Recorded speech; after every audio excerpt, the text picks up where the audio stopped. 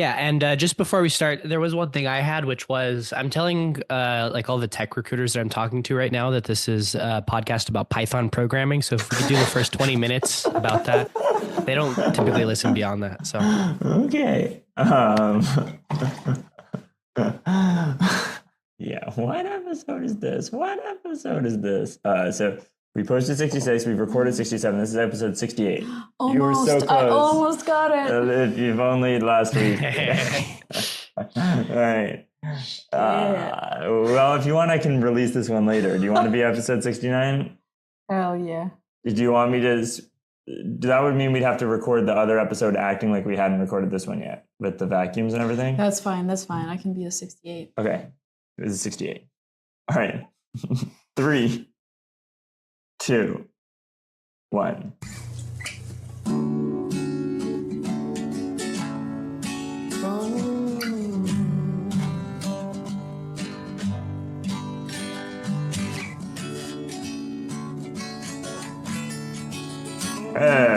Hello, and welcome to another episode of Muprov Musings. This is episode 68. I'm one of your hosts, Hal Munger, and joining me now on the line is your sickly host, Julian Bernardo. I've come down with some sort of gripe, some sort of unnatural disease that you get. But I'm getting over it, hopefully. Beyond being sickly, I just noticed something, Hal, that I wanted to ask you, which is, before we start the podcast, Hal always counts down 3, 2, 1. But today, Hal did it counting upwards on the fingers, but downwards on the voice. Is that what you always do? I always do that. Yep. I always go up on the fingers, down on the voice. That's awesome. But that's so frivolous compared to the epic stuff we have going on today, no? Yeah, well, we're talking about combining movements with words and all the other part of improv, because today we're talking about the physical improvisers, and we have an amazing guest. That's me. Hi. I'm Sasha. So good to be here. Thank you, guys. Sasha is a core part of a new play, aka the impetus for Muprov Musings existing in the first place. So Sasha is an amazing player to have on today. And we're going to be talking about what I have always touted as like what I find to be the most interesting innovation that came out of a new play, because Sasha was one of our physical improvisers in a new play. Yep. That was me. I was moving around a lot and building the sets. Well, Hal, do you want to talk about what physical improvisers were? What we did. Sure. Right before I do that, I also want to pitch that applications for the unscripted Shakespeare Festival should be opening up right around when this episode comes out and open for like a month. So if you want to perform, teach, or bring a group to perform, fill out those forms. No, but how? Where is the unscripted Shakespeare Festival? It's in New York. It's in New York. It's in May. It's May 26th. Awesome. Sweet. And where's the link? Where's the link? It'll be in the show description, and it'll be on the Instagram. It'll be a lot of places. Okay. All right. But physical improvisers we mentioned the first episode. The idea was to have improvised on-stage technicians. So the same way if you would go see a play, how there'd be people dressed in all black, moving around the set and making the props and scenery and everything work, we wanted to have that as well. But because we wanted to be able to create extraordinary effects on stage, the physical improvisers are sometimes visible to the audience. And so their outer garment is all black, but underneath it, they have a bright white garment, and they can reveal parts of themselves to become props. And they can also take off their black garment and suddenly enter as full-bodied beings into the scene, either as maybe like a character's internal emotions or the environment, animals, anything that isn't really a character can be played by a physical improviser. And beyond that, we were building and kind of changing sets along the show. So it wouldn't just be and we were like running on stage with props. So you know how backstage people usually just build the set and just leave it there and give people props backstage. We would sometimes run on and like give the props in the real show, like in the real time. So that was one of the differences. Yeah. So and there's also costumes as well. Costumes too, right? Yeah, exactly. It's worth shouting out the two other physical improvisers who have appeared in the Muverse so far. Kaylin and Will, who I think were both part of the Hero's Journey series, and I think Will appeared in the Shakespeare show. They were also part of this awesome unit of 3.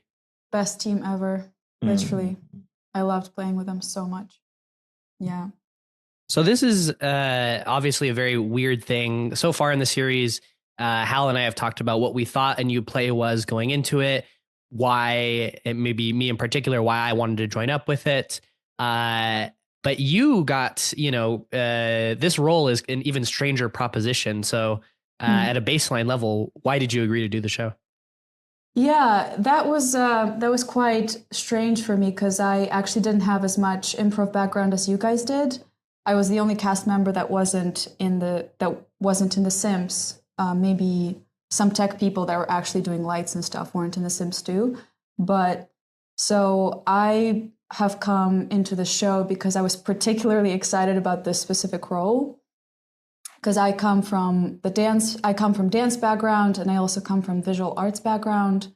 So I felt like the show would, give me ability to bring my strengths to improv instead of struggling in improv like I often did. Because I felt like all the shows that I've seen on campus were quite word heavy, and a lot of them were about like language and being funny and how you say things, or like moving the plot with words and dialogues, which comes to me a lot harder than movement because English is my second language. So I felt like this was the show where I could actually experiment and like feel free on stage while improvising.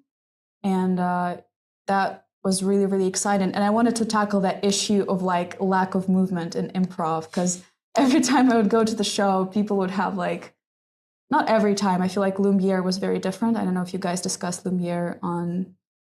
Have you guys discussed Lumiere? We've mentioned it one or two times. Okay, cool. Well, to anybody who doesn't know, Lumiere was a very physical show. It was a lot about like moving around and building things with people's bodies and stuff like that. But usually you'd go to a show and you see kind of people talking to each other and maybe briefly doing stage kisses and like a little bit of fighting. But that was about it. I felt like improv could be expanded into something more abstract through movement. And I think this is what we achieved in the shows that we did. Yeah. Yeah. For context on that Lumiere thing, that was a show that was directed by John Mistally. And the basic concept was that every space object would be played by an improviser. So no one ever mimed a prop. If you started to mime a prop, someone would come in and fill in. And another weird quirk of that show was that every object had like an IQ of 10. So all the objects were capable of saying like very short words, but they weren't ever big characters. It's a delightful form. Highly recommend it. Yeah. Yeah. I think we're going to, jump into some of the stuff that was most interesting about movement as it appeared in a new play. But before we dive into that, I just want to advertise to anybody who's listening to this the value of adding movement to your improv and just thinking about being a physical player. Like, I agree that a lot of the times that we performed in college, there were a lot of talking head scenes, or, we weren't using the full physical space. But in my post-college life, that has been like dialed up to 1,000,000. And most improv that's happening out there, I've appeared in shows that are very standard, very like short form, game, jokey kind of things. But just adding some movement like invigorates both your scene partners and the audience. So even if you don't want to do a abstract, emotional, cool, wicked show like a new play was, I think that these things are going to be helpful for you.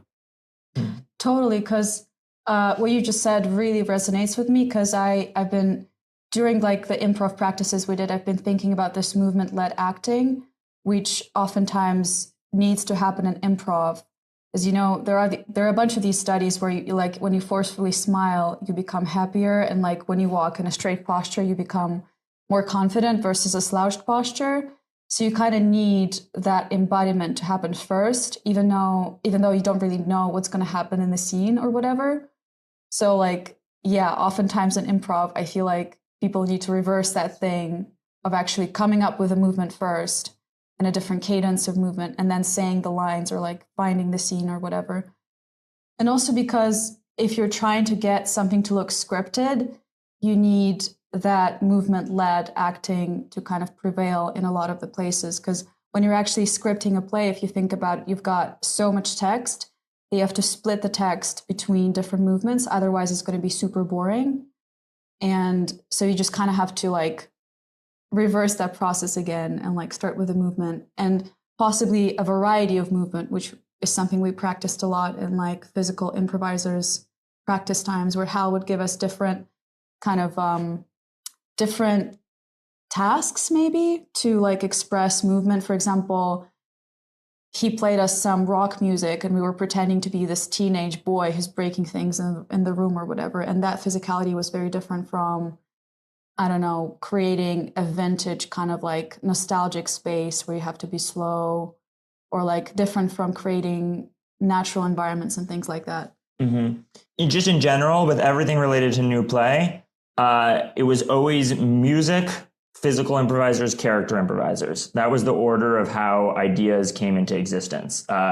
So the musicians would start to play something to set a mood, and the physical improvisers basically were trained in translating the music in the mood into a physical existence that could be a set built out of the set pieces or the props, or it could be built out of their bodies. Yeah, but you mean the beginning of the show, right? The beginning of the show. Yeah, the beginning of the show.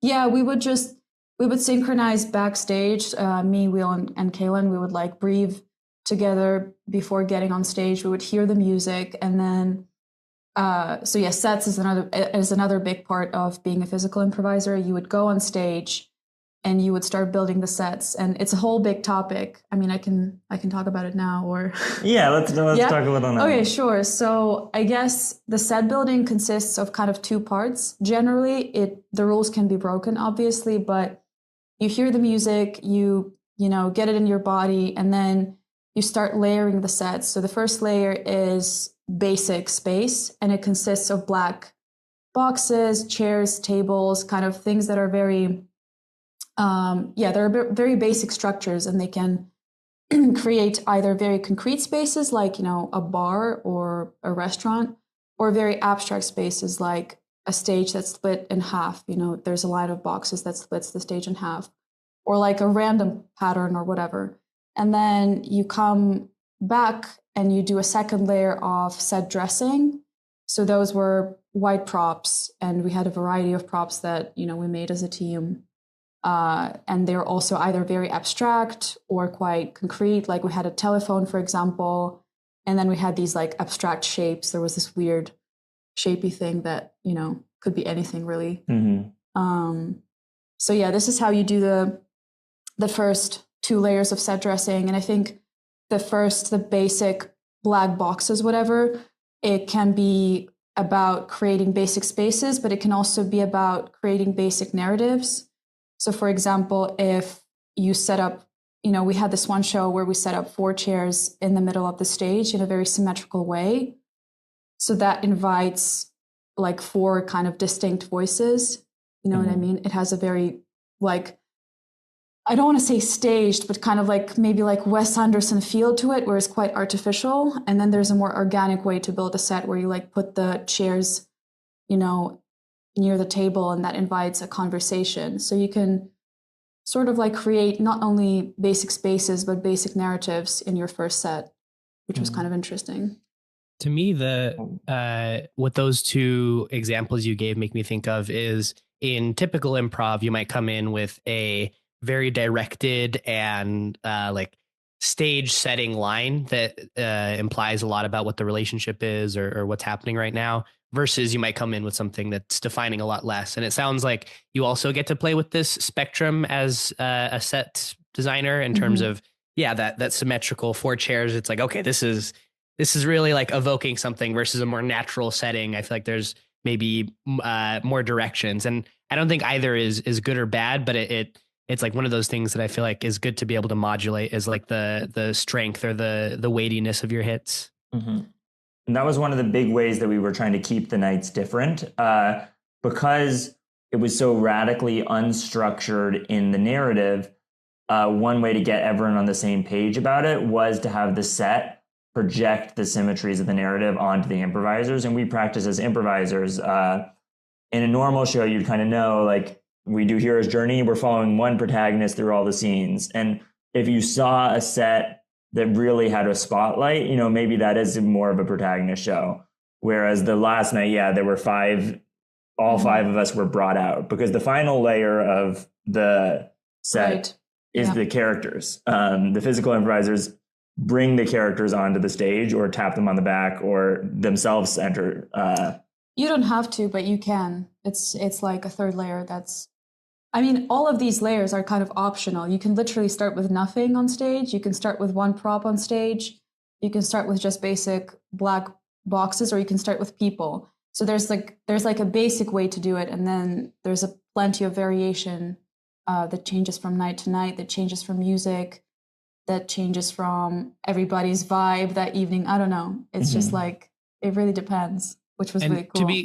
To be clear about how exactly the character improvisers are reacting to the set, I'm actually blanking on this. When did we first see it? Was it when we first walked out, or did we get a peek of it before? No, we would hear the music backstage that was inspiring the set, but all of us were intentionally turned away from the stage. So you wouldn't see the set until you entered into it. Yeah. What about that little monitor? We all would look away from the monitor. Okay. The monitor was more in front. We were all the way behind the curtain. And that was very intentional, because we didn't want us pre-planning like, oh, what could that set piece be? You were supposed to just go in there and then have your first word just sort of be summoned by the feeling of standing in the space. Mm-hmm. With you and the other physical improvisers, did you often find that you were on the same page about like what kind of set you were building, or was that itself like an improv moment itself where, you know, you maybe think you're building like a bedroom, but then Will brings in a boat or something? Yeah, it was both. It was like sometimes you fully synchronize and you just kind of, I mean, it happens in different ways. Sometimes one person just has a very strong lead and then you just have to follow. Because if you're trying, like, you can't be too chaotic on stage. If you set up a very chaotic set design, you can be chaotic, you know, but like if every set is super chaotic, there's so much going on and everybody's trying to butt different voices, and like, it's not about hearing each other, you know, you have to hear what the other people are doing. And sometimes you need to actually stop what you're doing and like let go and like not put another chair on because it's too much. You just have to know when to stop. So I feel like it can be, but we had sets where people were kind of a little more desynchronized and the set just looked a little, not weird, but like, you know, when the painting is overpainted, that kind of feeling. So I think we had both. And we also practiced it quite a few times in the actual practices. We were like building set after set after set, just trying to feel what's the process there. Yeah. As a painter and a visual artist, did you use any tools of composition that might not come naturally to other improvisers to make the set? I mean, I think I'm a big theater goer, so I used that skill maybe more than I used my visual art skill, because when you go to a theater, you really need to direct the viewer's attention. So when you're building a set, you kind of have to direct the set in some way. So, you know, if it's asymmetrical, it probably needs to be like in the corner or something like that. If you're building like a natural set, you probably want some asymmetry as well, and like differences in levels and things like that. So I was just kind of thinking in terms of the sets that I've seen before. And yeah, like what works level wise, what are we trying to do? What are other people doing? What am I doing? For example, in the second night when we set up these 4 chairs, I forget who, but somebody brought a table on the back level. And then I forget who, and it doesn't really matter. Somebody brought like a cone. and set it on the stage. And even though maybe I thought it was a weird choice, it actually worked out super well. So you kind of have to trust other people sometimes. Like it's a bit of a, maybe it was harder for me because I'm the visual artist and oftentimes I'm like in control of what I'm doing. So that art of like letting go of what other people are doing visually was sometimes hard for me, but I think I got through. Yeah, I think so. That's always the way in improv of if you can just relax and accept the offers that are going on, or confidently change them. Well, it doesn't matter. Yeah, we had those things too, where you kind of like, you just know that this doesn't work and you take it away. We had those moments as well, and some people took away my stuff. It was like a couple of times in the show, maybe in the practice too, but so a no was acceptable occasionally, but only occasionally. One thing that I think I really learned from running the shows that I would do differently this time is that we spent a long time in transitions between the scene, and I think kind of lost the audience at points sometimes. So I think that building a big set to start and doing a big set change at intermission are both vital. And then as much as possible, being able to shift the set by just like moving one or two, like really quick changes for the middle part. But you guys did a good job of using your movement skills to make them more lively than just waiting for the scene to change. Yeah, I feel like in practice, we often practice this.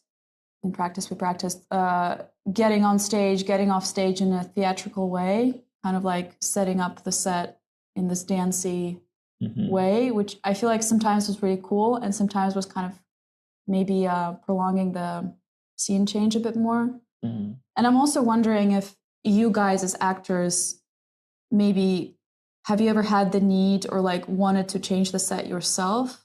Because I feel like that also should be an option.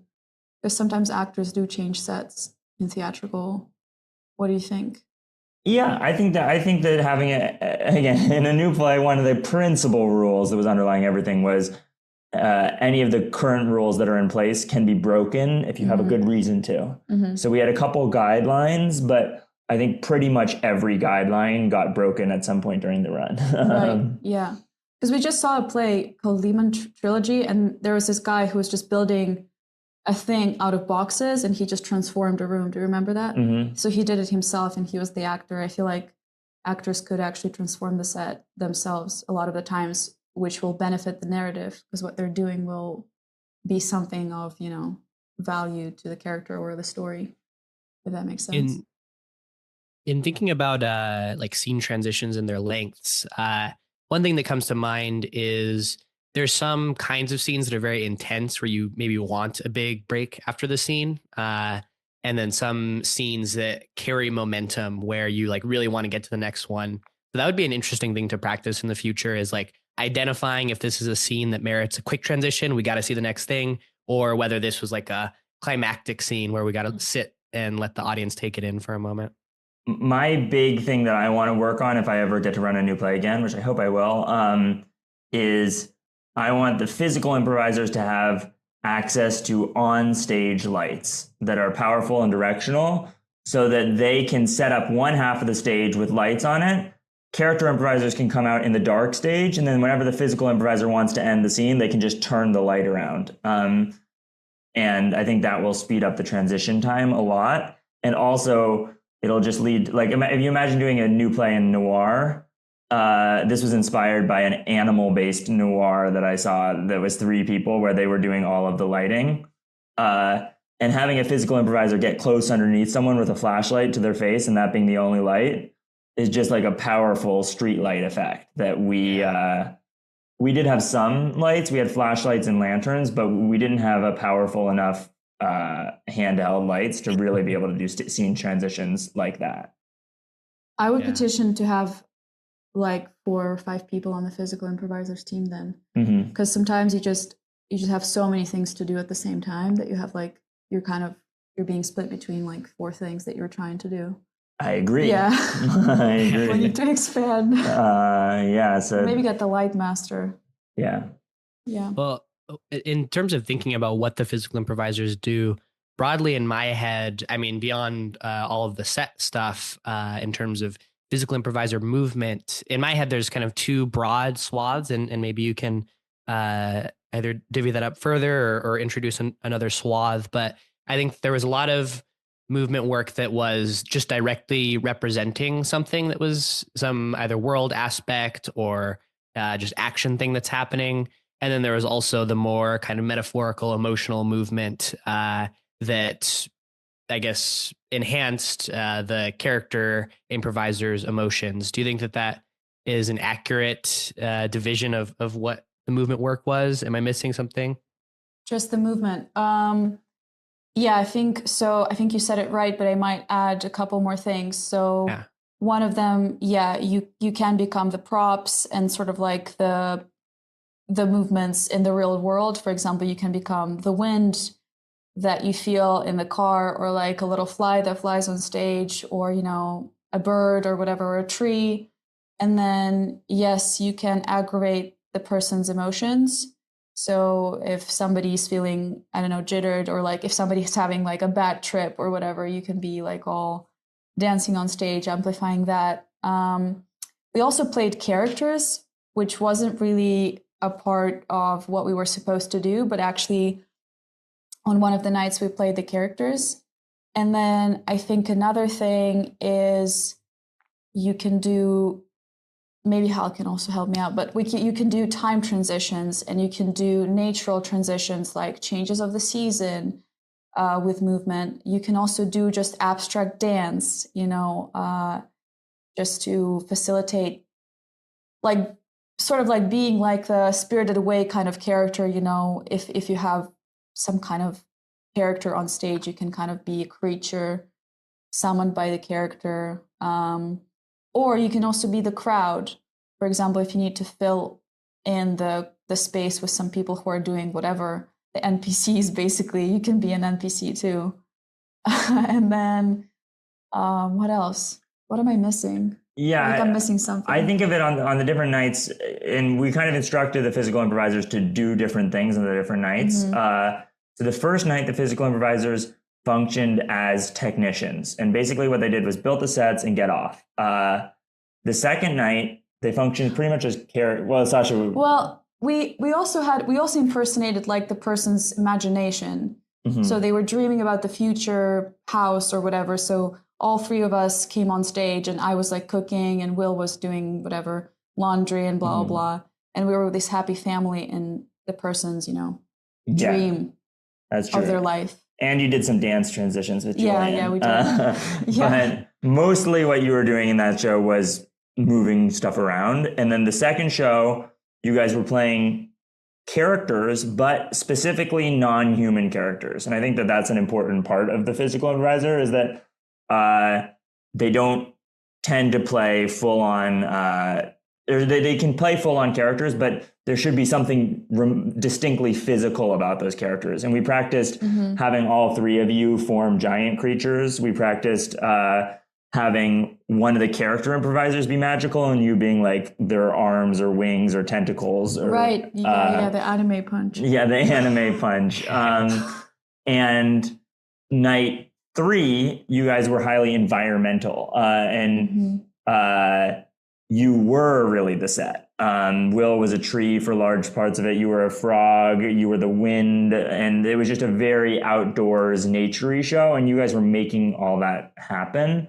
And then night 4, you were really the props. You were a shower and a car and, you know, the drug trip as it happened. And I think that the thing that is missing from those that never happened, although we practiced it, was we practiced a little bit of physical improvisers as Greek chorus. That one I forgot. Yeah, if you've ever done improv with scene painting, or like how Julian and I do it on the audio verse on the podcast, where it's like, suddenly a tree bursts up from the ground and plants giant flowers around the stage. The physical improvisers were very much allowed to give those kind of narrational voice paintings. And My most dreaded thing ever. yeah, but you were actually the only one who did it. It was the hardest thing. You were the only one who Yeah, I did it once. And you were the only one who did it. But it's just because the stage was so empty and I felt like there was a huge pause. And I was like, I have to do the thing. I have to do the thing. I'm doing the thing. Yeah, so that's why we practiced it. Sasha was like, on the back wall, a portrait of his mother. No, I said, meanwhile in the music studio. And we did the scene where Julian was playing on our arms. Like guitars and microphones. Yeah. That's I forget about the portrait. Where was that? In A New Play Night 2, you entered holding a frame around your head and said, "In all this in front of the portrait of your mother." That was another one. That was great. People laughed at that. Yeah. In general, you're kind of a rule breaker, Sasha. You were, and which is good, because what New Play was encouraged. But how did you approach those decision points and be like, okay, I'm gonna really do something crazy here? I just needed to challenge myself because I've actually never improvised in front of a big audience before. So I felt like this was such a cool opportunity. I just couldn't chicken out. There wasn't an option to chicken out. It seems like it requires like taste, right? Like you need some sense of like, this is bad right now, or not bad, but this like needs something in order to like break rules. And I think that's regardless of any other aspect, like a helpful thing to bring to the stage is like knowing or having even just some internal sense that might be entirely different from someone else, but an internal sense that what's on stage is like good or bad. And it seems like you carry that. Yeah, but I don't have it consciously in my brain. I think it's just because I've seen a lot of shows, and I've also been in a lot of like dance shows and sort of physical theater shows. So I kind of know maybe what looks good, but I never have them like consciously, oh, this is a good.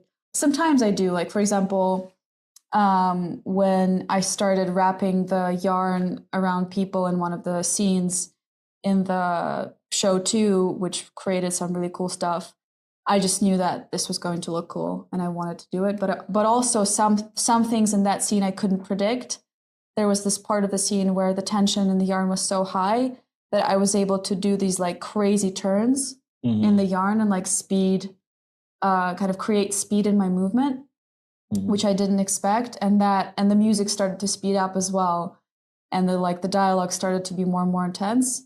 So that wasn't planned, but it just kind of happened, and how I wrapped people in their yarn, and that was cool. And I just knew that I can do it well, and I can like do the thing. Yeah, it's beautiful. Head on over to the Instagram and look at the photo of everyone wrapped in yarn and know that Sasha did that.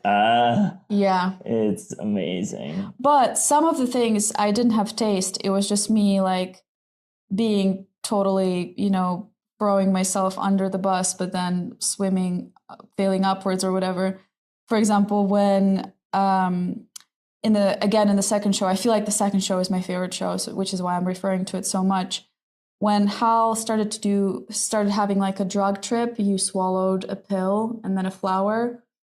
I run on stage and I put my hands around Hal's like head to create this like jittery whatever feeling, because he was having a trip. And then he stood up and this stupid thought came into my brain, remove your cloak. And I just decided to remove my cloak without knowing what I'm doing. And then I was like, can I swear? Fuck, I'm yarn, because, well, you should explain. That was Hal's element, right? I feel like I have to give context to this show. And can you give context? Sure. In Night, the set that Sasha talked a lot about with it's actually 3 chairs. There were 3 chairs. 4. There's 3. Oh, 3. Oh, and sorry. Each chair has an object on it. One had a stone, one had a ball of yarn, and one had a crumpled ball of paper. And those objects inspired 3 different characters. But then each of the physical improvisers actually eventually became these sort of avatar spirit things that were associated with each of the characters and could talk to the characters. And Sasha was the first one who entered during my drug trip as my ball of yarn and became a very vital character. Because you were carrying that yarn with you, and I just picked up that thread, and I was like, I'm doing it, and I said the line, I'm yarn, why are you chasing me? And that's how it began. That crazy show. I have a question, I guess generally pertaining to movement and like being physical on stage that I don't know the answer to. So as the premise, one of the things that I often direct people away from, and Hal and I have talked about this, but one bad thing that newcomers often do is they're very shuffly on stage. They're kind of moving around. And in a certain sense, this is like adding movement, but like clearly we all kind of don't like this kind of movement. So how do you think about trying to have a lot of movement while also like I guess what is the difference between that kind of undesirable, like shuffly, nervous movement and like the like kind of abstract movements that maybe we were doing in scene transitions or to reflect like emotions? Because obviously the latter like played really well, but it's unclear to me what works in one case and doesn't in the other case. So in terms of this like shuffling kind of movement, this is acting 101. You kind of have to learn. This is a forced thing that you need to learn in order to look good on stage. But I feel like even you guys as improvisers, as Sims, were quite good at a lot of these things. I think you were, facing the audience in a lot of your shows and kind of being planted on, well, Hal likes the step back and forth stuff, but whatever. But you need to be planted on both feet and kind of carry that balance and confidence and direction in your movement. I think what people, or like a lot of the struggles, I think come from maybe realistic movement, like you were saying, because if you're going abstract, you can literally do whatever you want and it will look abstract and people will be like, well, I guess this is what it's supposed to be. And if you're trying to do a more realistic scene, it is a much harder thing to do. Like, I feel like when people, when they first read a scene with a script, they oftentimes do these like hand motions, if you know what I'm talking about. Like they're like, do circular hand motions back and forth. It's this little whatever dance. And then, they shuffle and they also walk in either circles or squares because we kind of are wired to repetitive movement. It, saves our brains whatever energy. That's how we do it in real life. We walk, we run, we chop and things like that. So I think it just literally just comes from practicing. First of all, yes, if you're standing still, and if you're moving with direction and with a certain purpose, like where am I going? What am I doing there? And also changing the speed of your movement if necessary. Like if your line changes, you can change the speed, you can change the direction, but you have to be kind of simultaneously intentional about it, even though it's improvised. Does that make sense? Yeah. I guess intentionality stands out to me as the and variation too. Variation as well in movement, like the cadence of the movement. Because if you actually watch the stage play, people, they can start slow and then they build, and they do something fast and then they go back to slow. And this is what carries the words through and keep people's interest.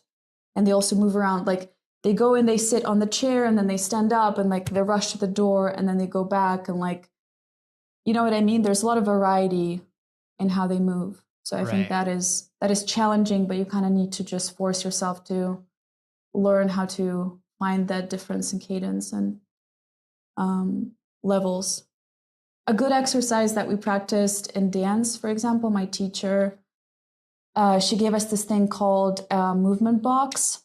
So you have to imagine a huge box around. So you're standing in the center of a huge box and it's, an imaginary box, but you have to get from, so the box has levels, right? It has like an upper corner and a lower corner, left and right, center, back. So you need to transport from one corner to the other. So you have to start, for example, low left and go up right and you have to move in a certain way to get that transition. And she would like make us do all kinds of transitions from all kinds of levels and directions. And that was really helpful to like understand the variety of movement that you can do. So I feel like those exercises would be really helpful. The thing that I feel like has been transforming my movement post a new play was the stuff I was doing at Dell'Arte, that was highly momentum based. Where it's really good for improv because you don't have to plan ahead. You just follow whatever the natural momentum of your body or the other bodies around you is. And initially, I was not really capable of doing that in a lot of ways, because if your momentum is going down and you don't know how to like roll or fall, you're screwed. So building up that physical vocabulary so that you can... if you have a desire to move across the stage at a low level in a smooth way, you can, whatever thing. Also, another remedy to this is just practicing moving with the the actors that you have, or like with the crew that you have. For example, me and Hal, we've done quite a lot of movement. Like we've done some movement classes and things like that, where we would do different dances. And that's why in the show, there was a lot of scenes where like Hal would push me somewhere and I'd just be falling on the ground, and I'd be comfortable because I just knew how to move with Hal. So you just have to move with your cast a lot. Yeah. With every single person. How did you three learn to move together? You mentioned the breathing and looking at each other before coming on stage, but how did that work? So I think all of the physical improvisers were very physical. So that was really helpful, because if you've got that vocabulary in your body, it's quite easy to synchronize. Another great thing that worked for us was flocking, is when one person is leading and two other people are just following. And a great, amazing principle, again by my dance teacher that she taught me, was for example, she would do this weird thing where she would put the person who knew the choreography extremely well in front of you, and you would be in the back, and the rest of the class is watching you. So you can't like fail. You have to look semi-good, but you don't know anything. And she would just tell us, pretend. She would be like, pretend. So you have to pretend to know the choreography and like watch what the person is doing and do it with confidence and with like, even if the movement is slightly different, if you do it confidently and with range, nobody will know. People will just assume that this is what's supposed to happen. So I think pretending and breathing together and flocking, so allowing one person to lead and then you just follow, were the three things that we used to actually like do the thing together. Yeah, I've also upped my flock game, also at Dell'Arte. You should go back and listen to the Cleo de Oreo episode. But you can flock in a way where you can learn to basically either not have a leader or have a simultaneous leader shift in this kind of crazy way.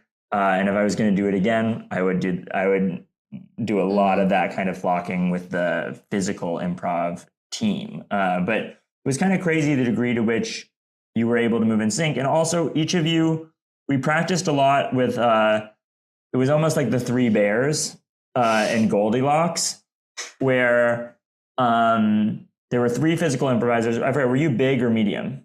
Medium. So, or maybe big. Kaylin was little, and then I think Sasha maybe was big, and Will was the middle bear. And there were multiple. Well, thanks. There were multiple props. Sorry, Sasha was Papa Bear. There were multiple props that were designed specifically for the three physical improvisers in mind. The one that comes to mind first was there were three hoops, and there was big hoop, little hoop, and tiny hoop. And Sasha would always be carrying big hoop, Will would carry middle hoop. And we learned how to make a lot of these cool effects. Like if you wanted somebody to yell, you would go little, bigger, and you'd have this sort of sound wave coming out. Or if you wanted to fall into a hole, they could move in different ways. So we played a lot with that. And we had similar things with frames and boxes and stuff where... But I wasn't given the biggest box. Okay, all right. Maybe you're Mama Bear. You can be Mama Bear. It was just the hoops.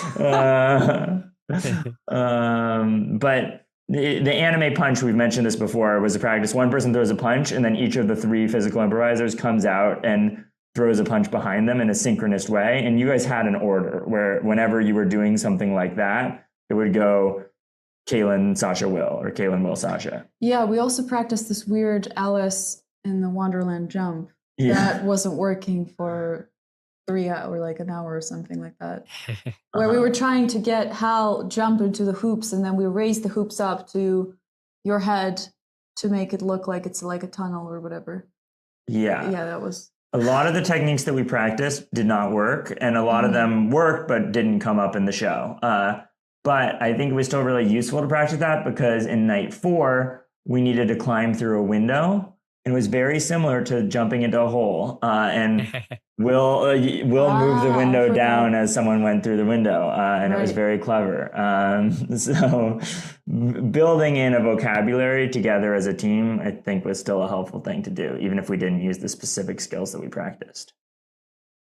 A lot of these movement things, I would love to do more movement work, because it's one of the most fun parts for me to improvise with. But one thing that we did do during a new play that I found helpful as a character improviser, I think everybody did this, was shape dances. I don't know how much we've talked about shape dances on the podcast before, but yeah, I mean, in a broad way, something that was helpful about it is we just talked about some forms of maybe synchronous movement, where the people who are moving are aligned with one another, but shape dances were very helpful for learning this other kind of filling in the space movement, where you're not trying to mimic your partner, but you're trying to kind of create a full picture with your partner.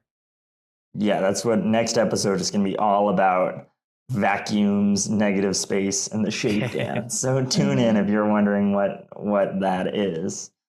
Yeah, a little something to hope for. Yeah. In the next episode. What about contact, Sasha? I feel like that's a huge thing. Ooh, and how did you guys add contact to the show? When would you contact characters, and just like, how does that all work? Huge. Again, I felt like the new play was the most contact heavy show I've ever seen, or not been in, but like improv show that I've ever seen, but from the actors, whatever perspective. Because you just need contact, man. You just need to touch each other on stage in order to make it believable. And I personally love your guys' kiss scene. That was really cool and brave. It wasn't like a stage kiss where people are just standing next to each other. It was actually on the knees. That was really fun. How we approached touching, I think we practiced pushing each other around and like bearing actors' weight in one of the practices, I remember. So people were sort of like being pushed by us, and we were trying to get comfortable with each other. I think we were super comfortable as physical improvisers, because that was our whole job and practice. And because me and Will literally don't care. I don't know about Kaylin, but like will literally grab me by anything, just make it work. But with actors, it was a bit more, maybe a bit more challenging, because I think we didn't have enough practice time to get used to each other. But we've had some good ones. We danced. What else? You guys did like a whole strangling scene. Anyone who was involved in that giant tangle of rope in night 2 was pretty physically jerked around. It was brilliant. Sasha helped design a lot of the props for the show and brought in all the Sasha was in a soft sculpture class at the time and brought in all of these flexible elements, like the rope that became the baby in night 1 and the yarn that wrapped around everyone and a lot of the laces and and sheets and stuff like that. So having that physical pull, but even like in night 3, Anna's character was going through an extreme emotion and all 3 of you wrapped around her while she was monologuing and pressed against her. And I found that as a character to be able to push you to emotional states that you haven't accessed otherwise. And even in my acting classes that I'm taking right now, one thing that the director often has been getting us do is to access emotional states rather than going to some traumatic memory, like pumping yourself up and physically doing stuff. So like he is like, okay, we're having an argument scene. Try literally you're back to back on the floor and you're pressing against each other as hard as you can and trying to stand up. Yeah. And whenever the other person gets close to standing up and you want to argue against them, you push them down harder, and it gets you out of breath in this way. And the physical improvisers kind of did that. That's literally movement-led acting. You start with a movement and then you act. But I'm kind of curious about you guys, because I feel like we were so comfortable with each other that we were doing any kinds of movement. But then there's also an intensity to the realistic movement that you sometimes need to do, like when you're arguing with somebody or like you're fighting on stage. Because if you're abstract and you're doing this sort of like contact improv or whatever, sometimes it's a lot easier to do that than doing the actual scene when you have to like slap someone or like kiss or, you know, do something erotic or whatever. So how did you guys feel movement wise? I know you two were quite close in a lot of the scenes, but just generally. We brought in an intimacy coordinator, and we did a practice where each of us paired up in a bunch of different ways and tried finding our comfort zone. So I had a different comfort zone with each different player, and I knew, like you said with Kaylin, I wasn't going to push Kaylin super hard. Whereas you, like, I put your fingers in my mouth during one scene, and I just knew that we had established before that would be all right. Dirty. They were so dirty. And same with Julian, I filled his mouth with paper and like was kissing it. You know, so just it was about both knowing the boundary of the other person, but also having accessible things that you could physically do that were at their comfort level. So like with Anna, she had a concussion. She's wearing these sunglasses the whole time. And in night 2, she had to be a super physical player, but she couldn't contact anyone. So like, it was just one of these things where she would move her hand and I would throw my body around. And it was a delightful, but kind of training with each player so that you had things that you were excited about. And you're like, okay, if we have an intimate scene, there are, even if we're not comfortable with touching at all, there are things that we can do that will feel like an escalation. So that it wasn't like, oh, I have this person who I can do these things with, and this, you know, it was like, whoever it is, there's something we can do, but maybe the scene is going to be more of an abstract dance because we don't want to have our lips anywhere near each other. Or, I mean, if you can't touch and it's a very physical scene, you can literally like start running in separate corners or whatever. And that will be, you know, that could be translated to an escalation. Like, you know what I mean? Yeah. You can just do any kind of movement to, not any kind of movement, but like a lot of the movements can pass as what you're trying to do emotionally. How was that for you, Julian, the physical bit of it? Yeah, I mean, I really like physical play. I think similar to how I had different like comfort levels with all of the other improvisers.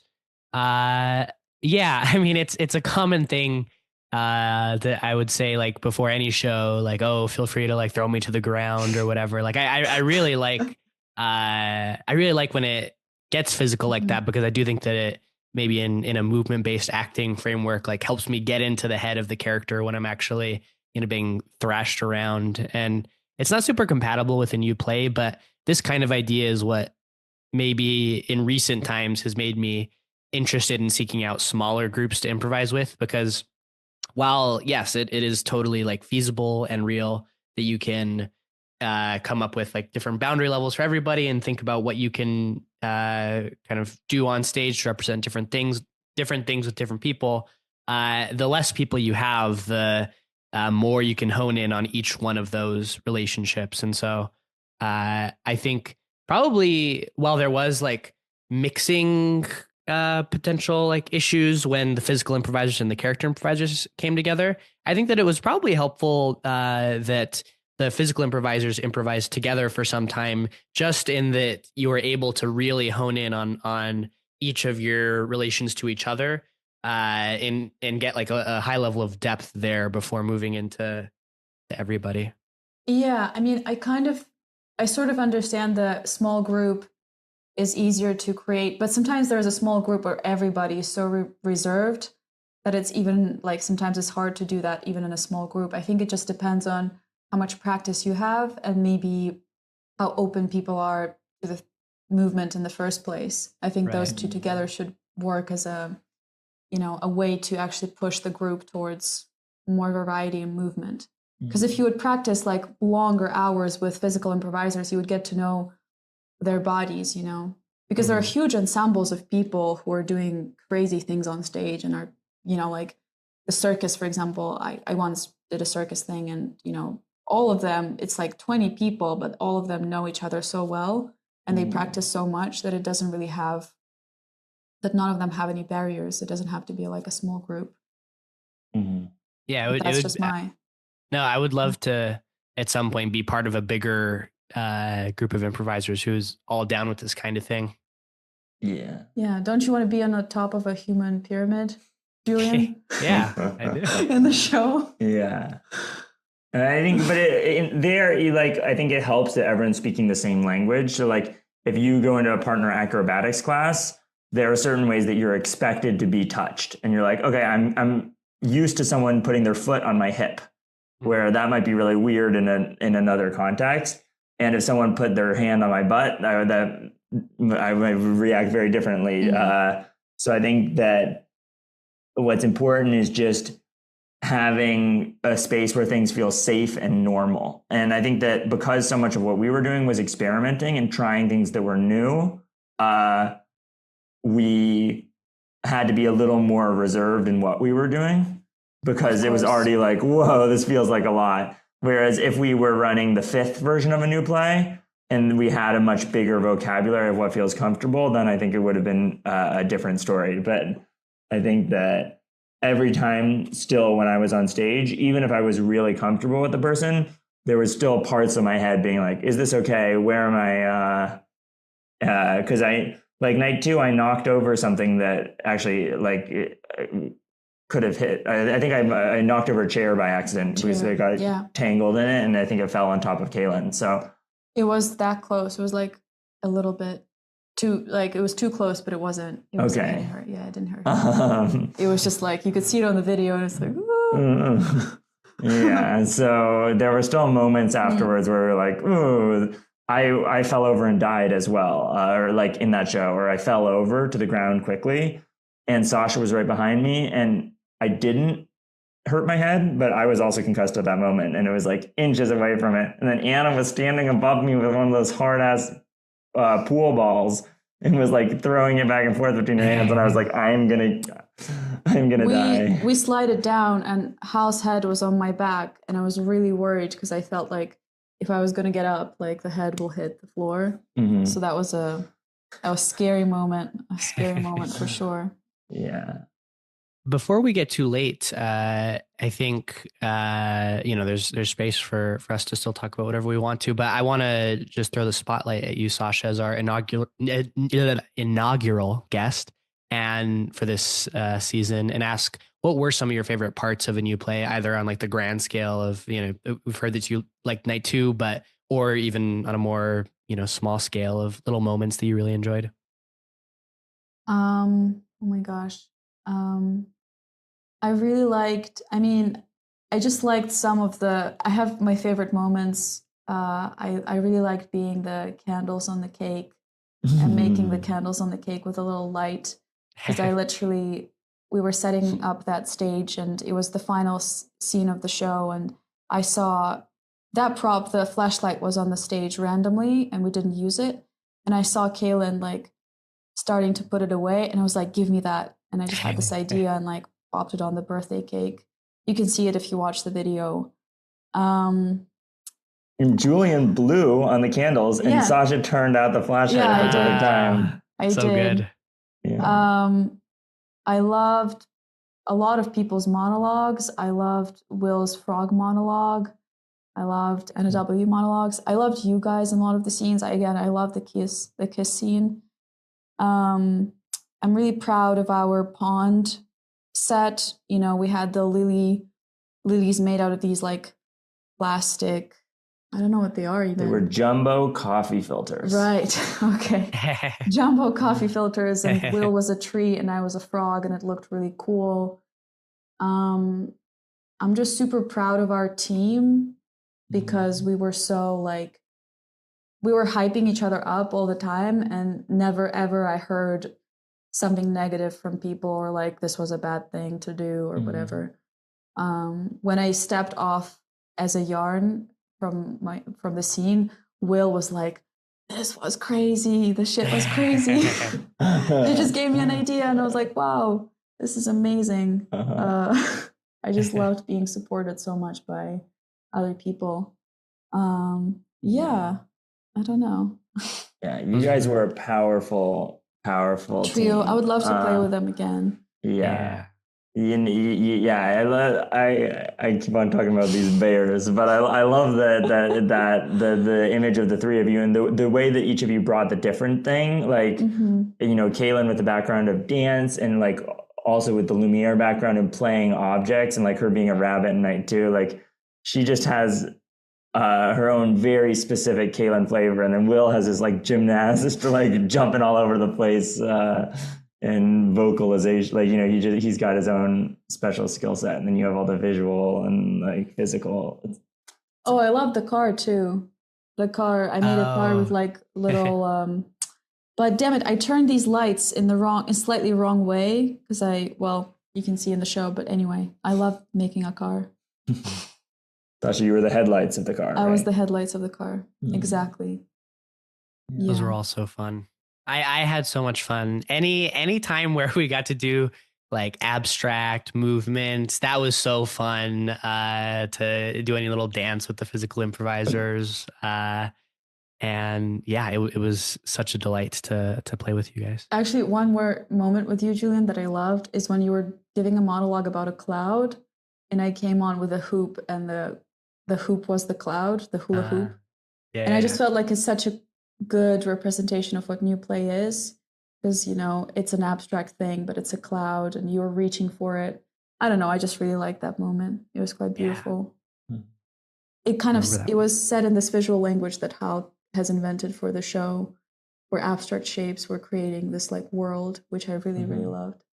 Yeah, well, you were a big part of the design process. Sasha and I were talking a lot as the show was being envisioned, and Sasha's friend Sid was doing a drag show that we went to see, and Sid's drag performance involved a person with like tons of masks, and they kept on taking off masks, and there would be another one under each, and they were wearing a morph suit the whole time. And then at the end, they did like a strip tease where they stripped from one morph suit into a second morph suit.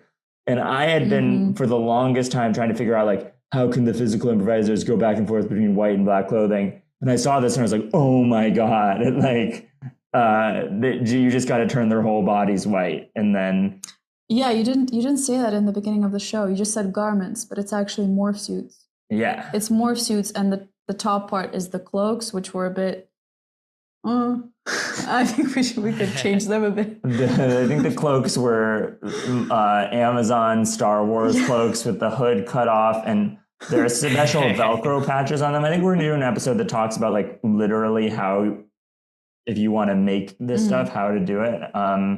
But a new play was very cheap to produce. I think we could improve on the cloaks, but the morph suits really worked well. And they were gnarly. Oh my God, they were. By the end of even the first day, they were sweaty and all like white on stage, became all gray. So you would need a better laundry system if you were going to run a new play for a longer period of time. For sure. That's why that's why my fingers were dirty when I was putting them in Hal's mouth. They were literally like all over the stage floor. Yeah. Well, it was night 2, so it wasn't that bad yet. I don't know.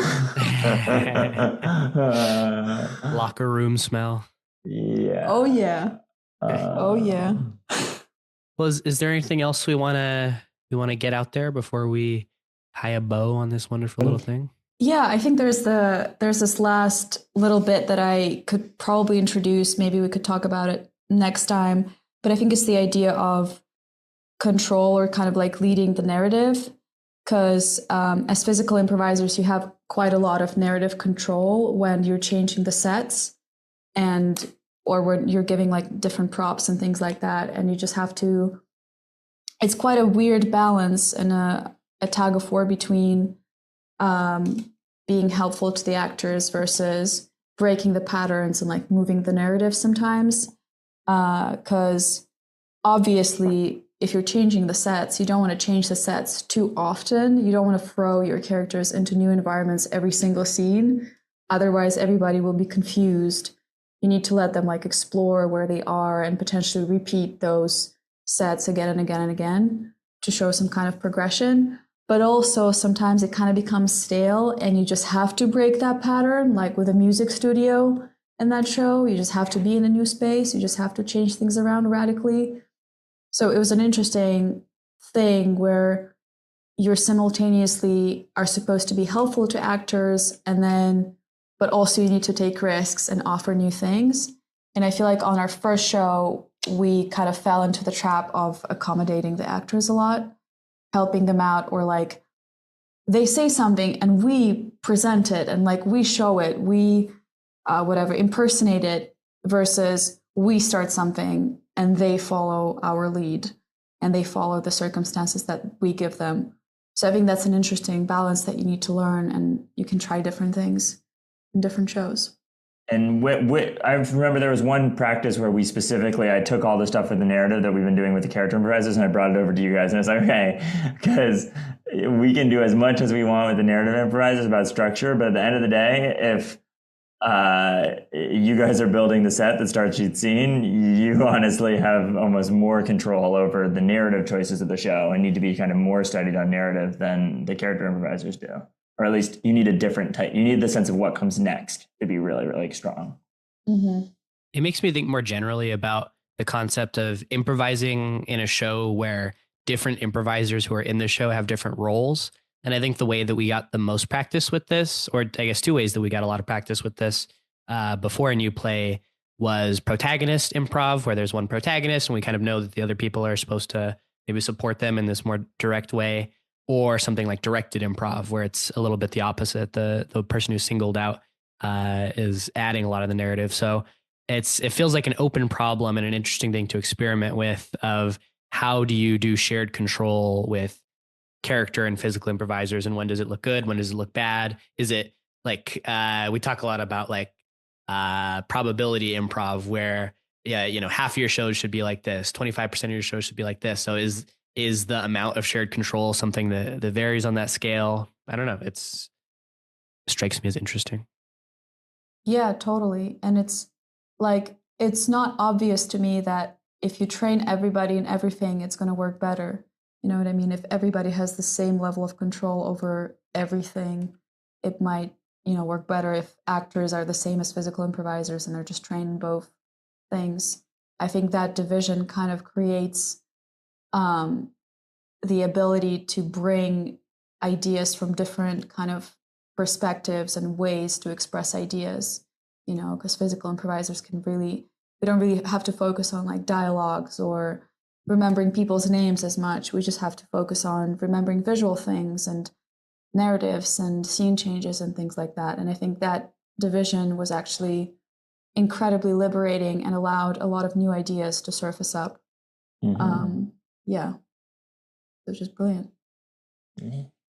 Well, you have earned the right at this point, Sasha, to shout out basically anything that you want as we close out this podcast. So every guest gets this opportunity, and you can just give a shout out to any sort of concept. This could be a very direct personal concept to you, like, oh, I have this thing that's happening tomorrow, come see it. Or it could be more some TV show that you really like that you want to shout out.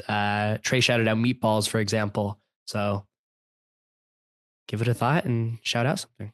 And before you throw it lightning fast out, there is a MUI that goes to the best shout out. So if you shout out something really great, you could win the MUI like Trey did for Meatballs. I want to shout out my boss, Taz, who is obsessed with Mr. Blobby. And he, he's the most serious man at work, but outside of work, he's obsessed with Mr. Blobby. And that's why I'm shouting him out. Is there a way that we can see your boss? Could people log on to his Instagram or? I don't know. You just have to search Tariq. I forget his last name, but he's out there. And more importantly, I think people should go look at Mr. Blobby. I recently became. Shout out to Mr. Blobby. Please Google this if you're listening, because I Googled it and I was astounded. Right. Yeah. Double shout out. It's a good one. Yeah, you won't regret going down the Mr. Blobby rabbit hole. No. It's improvised too, so kind of a well, maybe. Yeah, I think maybe the ideal new play would be 5 character improvisers, 3 physical improvisers, and 1 Mr. Blobby. We found it. That would really push the character improvisers to new emotional heights. Black and white Mr. Blobby? Yeah. Oh, yeah. Okay. Well, without further ado, this has been Muprov Musings. So my sign off is that if you roll on the person's pelvis, it doesn't hurt. If you roll, wait, explain this. Do I have to? You don't have to, but I'm gonna keep asking. What do you mean by that? What do you mean by that? Well, if you roll on the just try it. Why am I explaining this to you? I'm a physical improviser.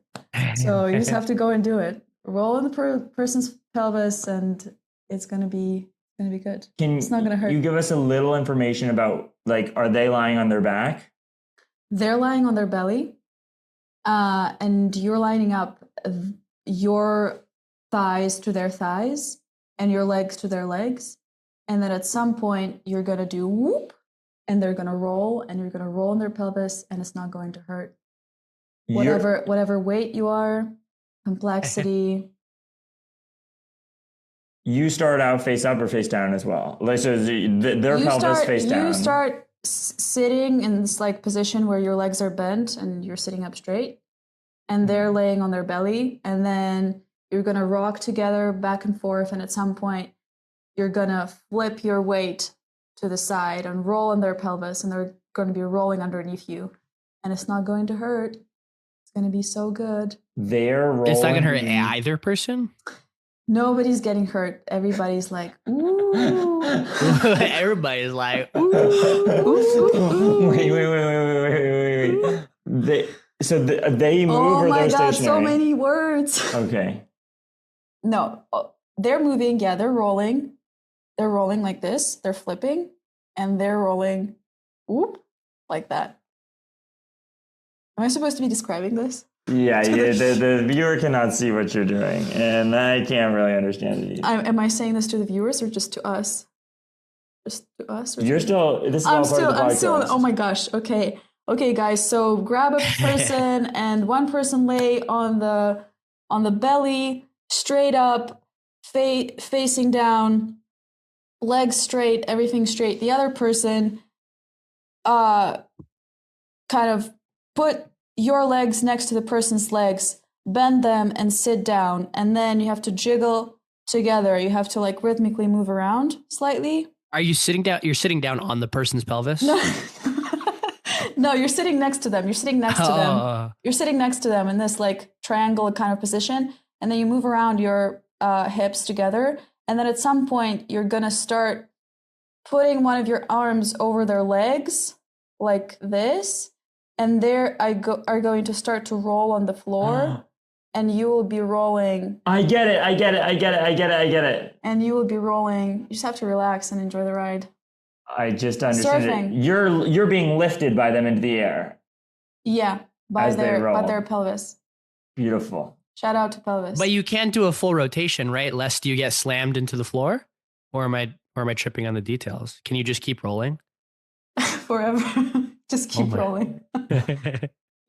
You can roll however long you want, but I guess you'll have you'll have one roll from your partner, and then if you want, you can just keep rolling. Just keep rolling, man. Just keep rolling. That reminds me of not a new play, but new games, which if you Google new games, they're a thing from the 70s that was trying to get like play to happen among adults. And all new games, like they're about playing the game. So rather than trying to win, like you're all as a collective doing the same. Like one of the new game tug of war, whenever one side starts winning, someone runs around to the other side and you just keep tugging. Aww. But there's a new game called Caterpillar where you have everyone via pelvis, like all in a row. So everyone is lying face down or face up, I kind of forget. I think face down on the floor in a big row, like a bunch of hot dogs on a griddle.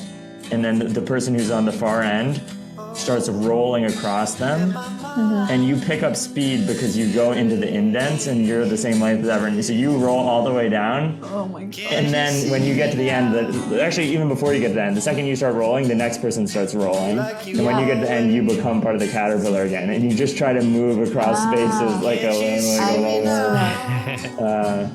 so go play some new games. Yeah. I'm gonna hit the boogie if that's All right. all good. Bye, boogie babe. The booger isn't so